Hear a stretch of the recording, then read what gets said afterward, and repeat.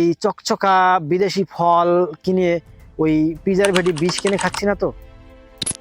আমি আপনাদের আজকে বলবো কেন বিদেশি ফল না, কেন আমরা দেশি ফল খাবো। আসসালামু আলাইকুম। আমাদের বাজারে গেলে হরেক রকমের বিদেশি ফলের দোকানে মেলা লেগে যায়, দেখতে কি উজ্জ্বল এবং আমাদের আকৃষ্ট হয়ে যায়। আমরা বিদেশি ফল এজন্য খাবো না, বিদেশি ফল হচ্ছে যে দীর্ঘদিন রাখা হয়, বিভিন্ন প্রকার কেমিক্যাল এবং প্রিজারভেটিভ দিয়ে সংরক্ষণ করা হয়।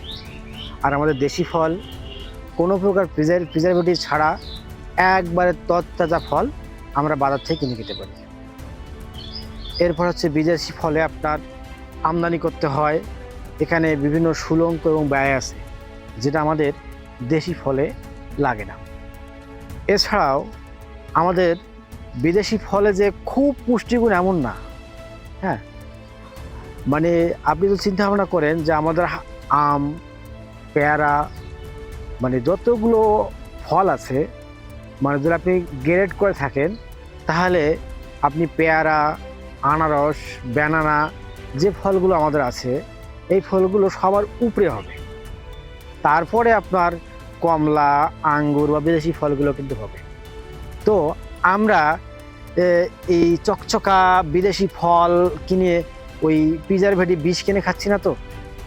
আপনি একটা চিন্তা ভাবনা করে থাকবেন যে আপনি যে ফলটা খাচ্ছেন সে ফলটা মিনিমাম 1 মাস আগে সেই দেশে হারভেস্ট করা হয়েছে, সেখান থেকে জাহাজে করে আসতে মিনিমাম 15 থেকে 20 দিন রাখা রাখছে এবং আপনার বাজারে আসতে মিনিমাম আরও 15-20 দিন থেকে বিক্রি করা হচ্ছে। তার মানে ওখানে এমন কিছু কেমিক্যাল ব্যবহার করা হয় যেটা ওই কাঁচা জিনিসটাকে বা কাঁচা বা যারা পচনশীল জিনিসটাকে প্রায় 3 মাস ভালো করে রাখে। তাহলে আপনি এই জিনিসটা খাচ্ছেন টাকা দিয়ে, এমনকি দেশি ফলটা আমাদের কম দামে কিনা লাগে, দামে সস্তা, কিন্তু আপনারা সেটা না করে আমরা বিদেশি ফলটা বেশি দামে কিনে খাচ্ছি। আমি মনে করি আমাদের সকলের উচিত বিদেশি ফলকে না করে দেওয়া, দেশি ফল খাওয়া।